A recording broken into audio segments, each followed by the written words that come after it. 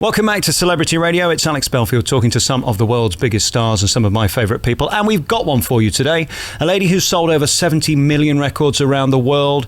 She's the best-selling female artist in British history, and she's joining us here. Petula Clark, how are you? Well, thank you. I would have thought Adele must have beaten that by now. How dare you? She's no Petula Clark. Well, no, she's not. But no, but I'm not Adele either. Is it fun being you? I mean, you drive down the motorway today and I switch on this station and there you are singing this song, and then I switch over to the next one and there you are singing that song. It's a remarkable career, isn't it? Yes, it is actually. I'm very fortunate. I've been blessed with some fantastic songs, and I am also blessed with a voice that's still there, and I don't do anything to help it along. I just open my mouth and it comes out, it just happens. I did a duet with a really fantastic singer recently in France.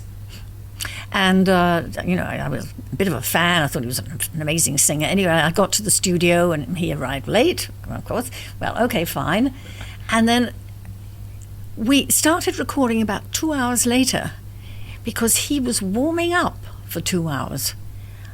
I thought, well, that's strange, Well, I mean, it was great when he finally got to sing. He was brilliant, but there are people who need to do that, who need to go through this whole process to get the voices going. And I feel a bit ashamed because I never do any of that, I have to confess that, when I do concerts, my first two songs are sort of a bit of a warm-up for me, to be honest.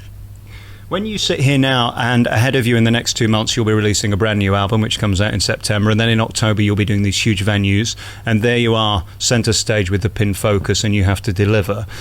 Do you at this point take that as a walk in the park because it's the hits that you've been singing for 50 years, or do you still get nervous that they're judging and they need you to sound like Petula Clark?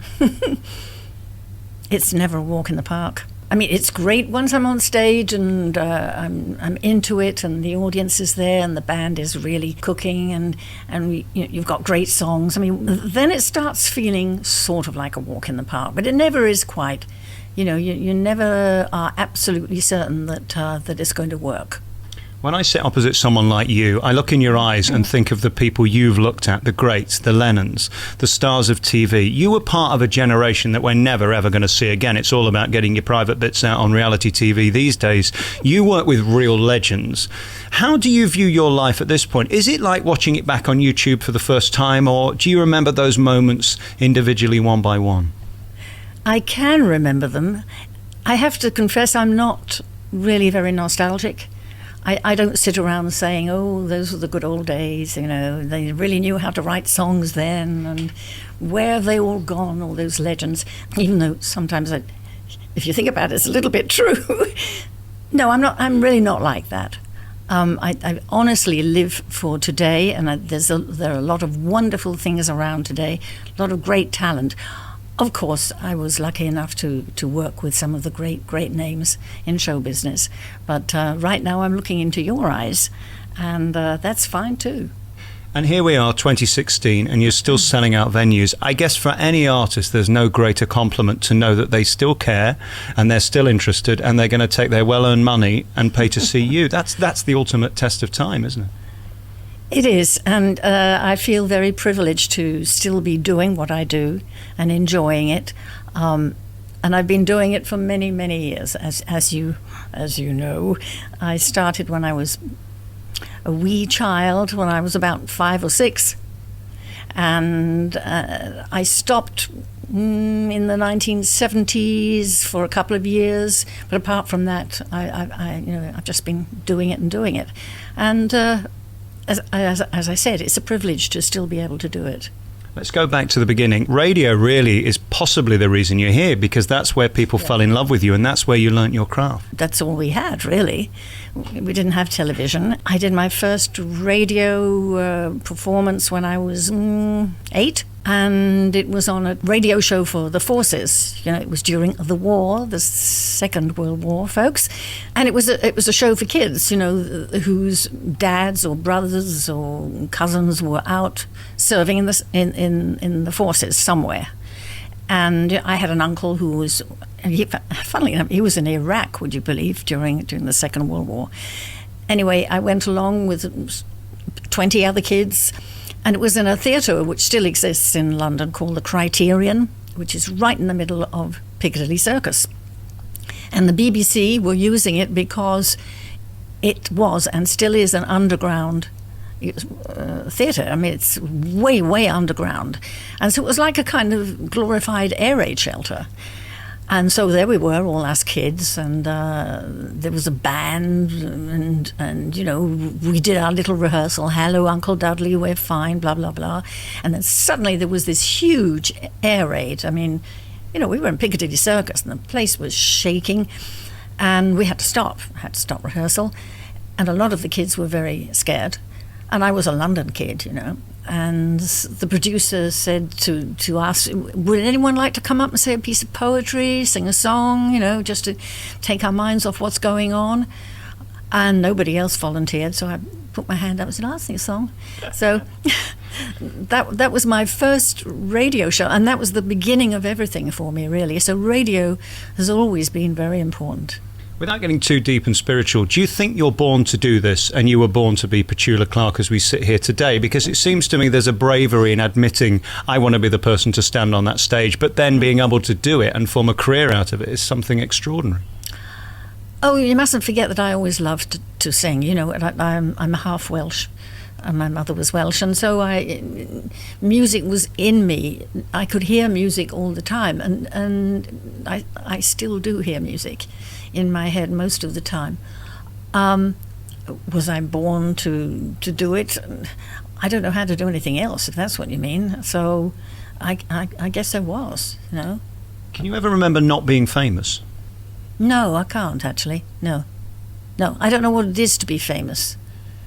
I mean, sometimes people around me, you know, we're walking down the street and they notice other people looking at me, but I don't notice it, you know.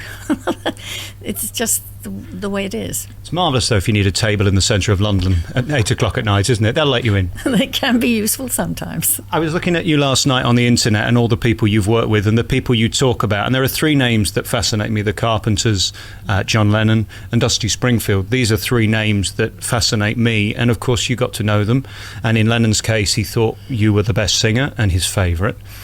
When you're around people like that, how long does it take for that to become normal? Because to most people, to be in the presence of that level of greatness is mind-blowing. Oh, I've never been blasé about the people that I've worked with, the people I've met. Never. You know, when I first met Fred Astaire, I thought I was going to faint. But the funny thing is that Fred felt the same way about meeting me. Isn't that weird? That's the part of it that I couldn't understand. But, you know, meeting John was wonderful. John Lennon, I mean, although when I met him I was in tears because I was going through a difficult time, and he was so adorable with me. Dusty, I met several times, but I never actually sang with her. I sang with her a few years back after she'd been gone for a long time, but it was an unfinished tape, and I went in and put my voice on it, and so we now have a duet, Dusty and me, but I never actually sang with her while she was still with us. But to me, she was the best. Absolutely, without a doubt. I wonder about your voice when you stand on stage. What does it take out of you? Is it something now that comes naturally, or is it something that drains you? No, it doesn't drain me. No, I find the whole experience energizing. Singing is such a joy. I mean, everybody can sing. Come on, you know. Some sing better than others. You know, I don't think I'm a great singer. You know, I sing my way. Excuse me. I don't mean the song. In fact, I don't think I've ever sang My Way. Yes, I have. I have. You're not going to tell me you did it with Sinatra as a duet and you'd forgotten about it? No, but I sang it with Claude François. Claude François was a huge French star, and he was the one who first sang My Way in French, because it is a French song. It was called Comme d'habitude.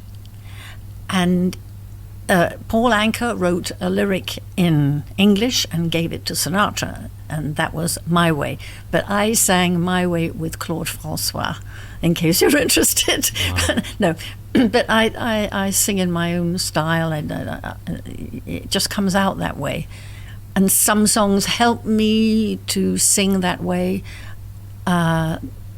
Certain songs are great for my voice. Certain songs are not so great, and I don't quite know why. It's interesting how some fit and some don't. And then we look at you as a package, and the reaction of my father, who is unimpressed by everything I do in my career. But when I told him last night I was coming to interview Petula Clark, he nearly fell on the floor. What's it like, because I'm a deeply unattractive man, what's it like being a sex symbol?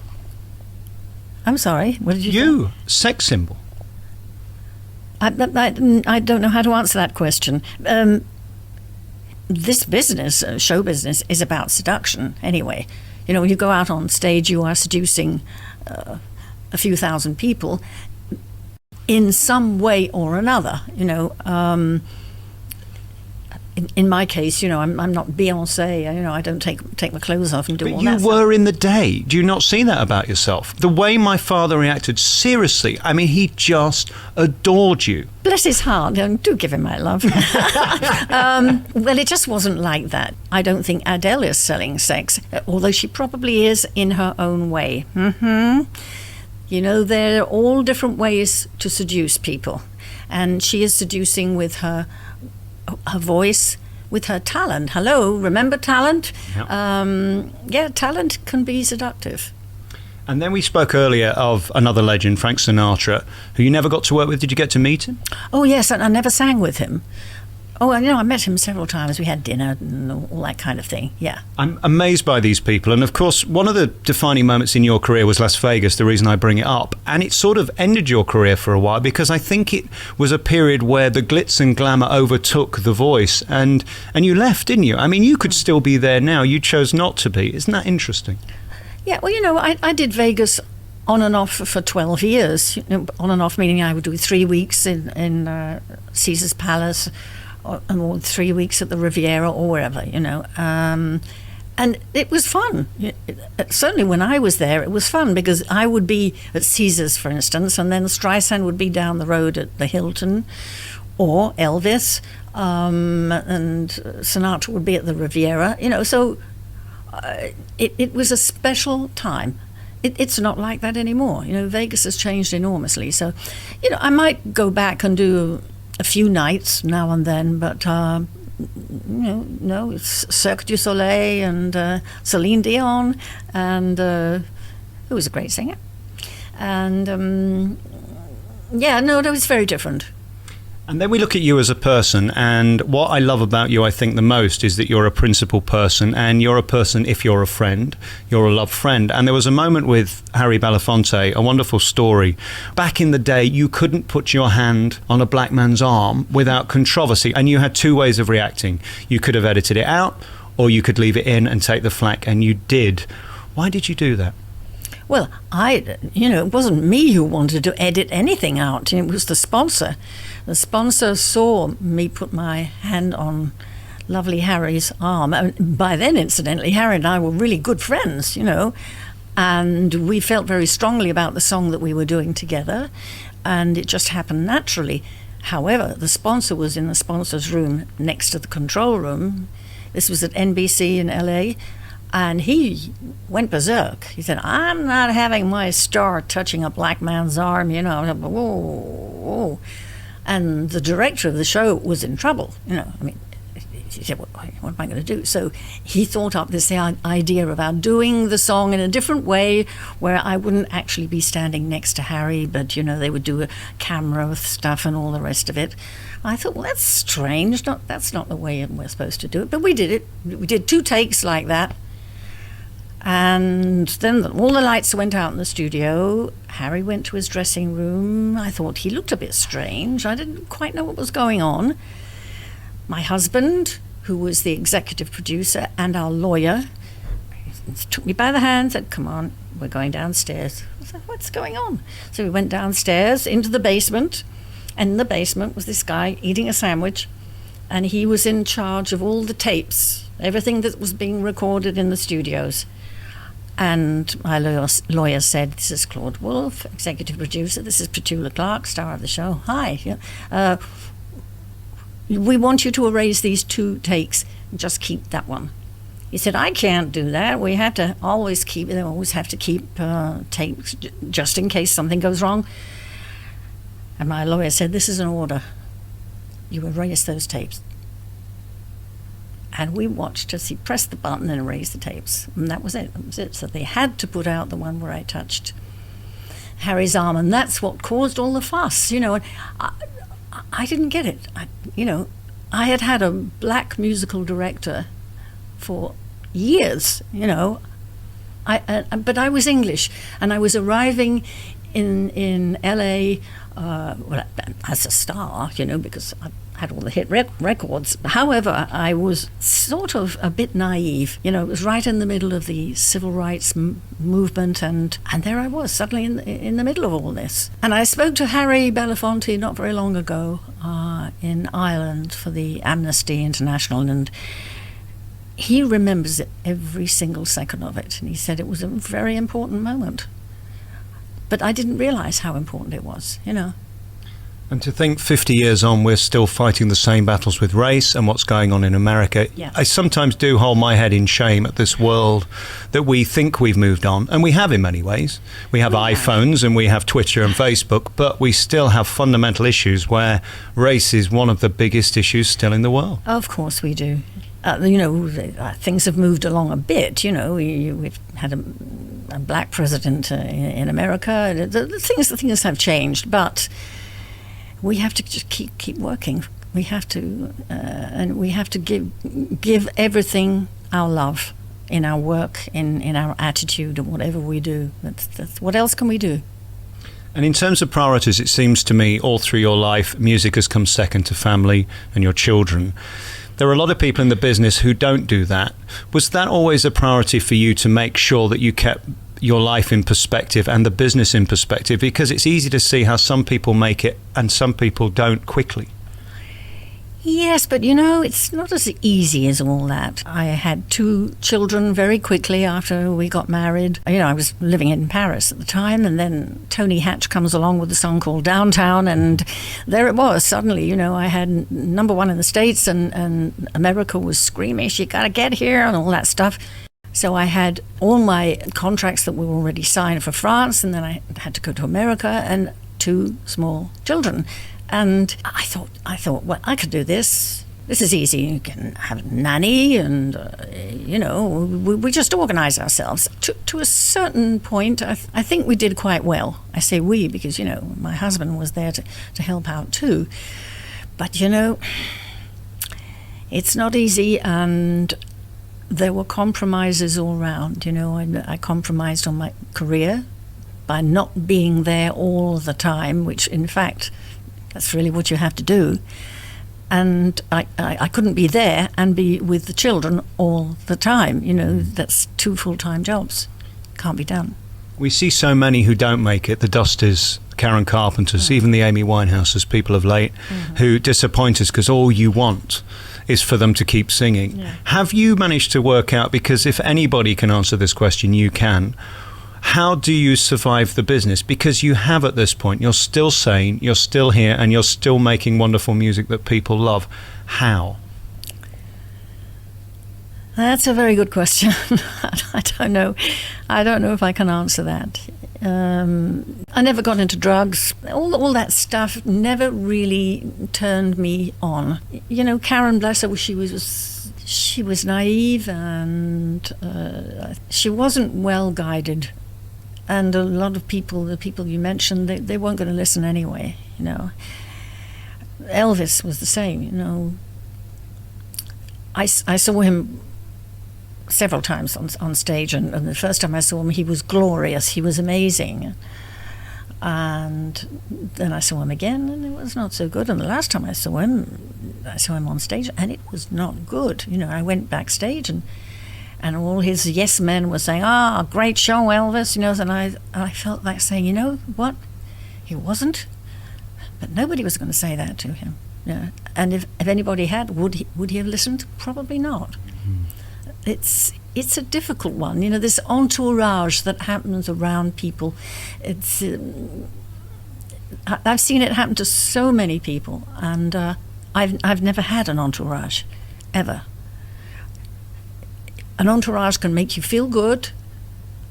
You know, they bolster you up, and of course they enjoy it because they're in the limelight, you know, Yep. and they're probably getting free booze and free everything else. Excuse me, but that's kind of what it's about. Right. But I never had that. So now this is the bit where I really upset you, because we get towards the end of the interview and we save the hard questions for the last, and I've been thinking about this for several weeks. Petula Clark's best record. I mean, this is something that's been debated for many years. Colour My World, Couldn't Live Without Your Love, or Downtown. I suppose the only person who can answer what is Petula Clark's best record is Petula Clark. What is it? Oh no, I can't answer that. I don't know. You know, when we go into a studio, when I went in to make Downtown, we knew it was a good song, and when we finished it, we knew we'd made a good record. We didn't know we'd made a monster record. So, what makes a hit? That's not the question you asked me, but it's probably because I can't answer your question. I don't know. I'm always in love with the new songs, because the new songs are new. Right. You know, they're fresh and exciting, and I haven't got bored with them. That's to say, I've never really got bored with any of the Tony Hatch songs, because they were just so great. But my best record, probably you wouldn't even have heard of it. Yeah, that's sad. The public will always decide what they like the best. It's not for you to decide, is it? No, but actually, you just made me think about it. I made a record in French called Flashback, which was written for me by Serge Gainsbourg. I don't know if any of you have heard of Serge Gainsbourg. Didn't you do that sexy one? Oh, we did that sexy one. Yeah, yes. that one that goes on and on and on for about 7 minutes. That's right. Je t'aime moi non plus. Je t'aime. I've never lasted 7 minutes. I could do it in the intro. Don't you worry about that. Really? And how did it go? Oh, no, it's nothing like that. Oh, is it not? No. No, Moi je t'aime non plus was made with Jane Birkin, who was another English girl, and he was madly in love with her at the time. No, but this is a fantastic song called Flashback, and I think that's one of the best things I've ever done. But you know, probably none of your listeners would even have heard of it. Well, they will now. They'll go and look it up. Don't you worry about that. And then the songs you turned down. These are some of my favourite stories. When you find out the songs you said, that will never be a hit, and 30 years later they're still playing it. Are there those you regret saying no thank you to? Oh, well, I was offered Feelings when it first came out. And, well, not when it first came out. It arrived on my desk. And I said, no way. It was just too... But, you know, I have sung it since, and I'm still not crazy about it. You know, it's okay for someone else. And then we look at another aspect of your career, which was magnificently successful on Broadway and in the West End, musical theatre, which sort of brought you back. Not only brought you back, but opened you up to a new audience that just adored it. Two-part question. The magic of musicals will never go away, will it? And secondly, can you do another musical for us? Because we'd love to see you, and we'd have 8 opportunities a week to do it. Well, you know, somebody has to ask me. You know, I don't go out looking for work. But be honest with you. Well, can I ask on behalf of Andrew Lloyd Webber, Sunset Boulevard, we'll get it back in the West End, you can do it. Well, I think Glenn Close has just done it, hasn't she? When she turned up. Oh. Well, you know, it's a difficult sing. You know, all those stairs up and down, you know, it's exhausting. Yeah, the stairs were tough. Would have to be just the right role. And there is no role. People have said to me, isn't there something that you would really like to do? And there isn't, actually. I thought Sunset was not bad for me, you know, and I enjoyed doing it because it's wonderful to be that unpleasant on stage, you know, because you're somebody else. It was great. I really enjoyed it, and I thought the music was wonderful. And your reviews for that were stunning. I wonder whether you're the type of artist that would pick up the New York Times on the Monday morning to see what Winchell's writing, or whether you just avoid the good and the bad and get on and do it. Well, I try not to read reviews. because the good ones you think, oh, well, what do they know? I still get nervous before I go on stage, and I pray. I do some ironing. Yeah, I iron my own clothes, folks, in case you're interested. We do the sound check first. We do all that stuff. Priorities. Yes, that's right. And then sort of like about an hour before the show, I go to my dressing room and I like to be alone. And there, I'll do my makeup. My makeup takes 20 minutes. And then I get my clothes out and I iron. I know it sounds weird, but I also feel that if anybody's going to burn my dresses, it better be me. And they're quite fragile, and it's a kind of it calms me down, actually, funnily enough. It's also really intimate, isn't it? What you're doing, you're making something perfect that is going to be embodying you for that entire performance. I guess there's something in that, isn't there? Psychologically interesting, yes. Freud would have a field day with that, wouldn't he? Very good. Yeah, interesting. And then you stand on the edge of the stage and you know it's sold out, as most of these concerts are. You know they're going to love you because they already do. And then you've got to sound like you. What goes through your mind in those moments before the curtain rises? I'm excited, I'm nervous, and I have a last minute pray that it's going to work, because you never can be sure that it's going to work. You can go on and do the same thing as you did last night on stage, and it may not work. This time, maybe. A lot of performers have said this, They have this feeling that they'll go on stage, and this time, the audience will find out. Yeah. They'll find out that they're not very good. And I've heard this from many, many great, great actors, because one is never, ever sure. I mean, I'm fortunate because I've got wonderful songs, and sometimes I can hide behind the songs. But what's really exciting for me, particularly on this next tour, is I'll be going out doing all those fantastic songs that people know and I'm sure of. I'll be going out and doing songs that they don't know. And that's a turn on for me. That makes it all very thrilling for me. I like to feel that sense of danger. I really do. You mentioned prayer a couple of times. Is God important to you? Is this something every day that's around you? And I wonder how you feel about the world today, because when I switch on the news, which I've stopped doing, by the way, because it's too depressing, I can't fathom any of it. No, I'm with you. I get that. Yes, of course. I think we're living in a very dangerous, scary world. And I think that's why we have to give our very best in everything that we do. I don't want to get into how I feel about God, about religion, but I only know that for me, all I know about myself is that I can sing. I can sometimes touch people, and when I'm on stage, I am touched by the audience. There is a kind of communion that goes on, which is not unlike being in church sometimes. So there is something that's going on, that's for sure. Exactly what it is, I don't know any more than anyone else does. And when people say they know, I say, no, none of us know. But something is going on, and I plug into that as much as I can. And that feeling at an end of a show when the curtain goes down and they're applauding, and you did it, and you made it, and it was 5 stars, and you're thrilled, and the band's thrilled, and they're thrilled. Is there any way of describing that ovation in your heart? Because really, as a performer, that's all you're waiting for, is it? It's an amazing feeling. You can't describe that. But sometimes I will come off and say, yeah, it was okay. The audience liked it, but I didn't think it was that great. And then other nights I will come off stage and say, that was pretty good, And then somebody close to me will say, not so good tonight.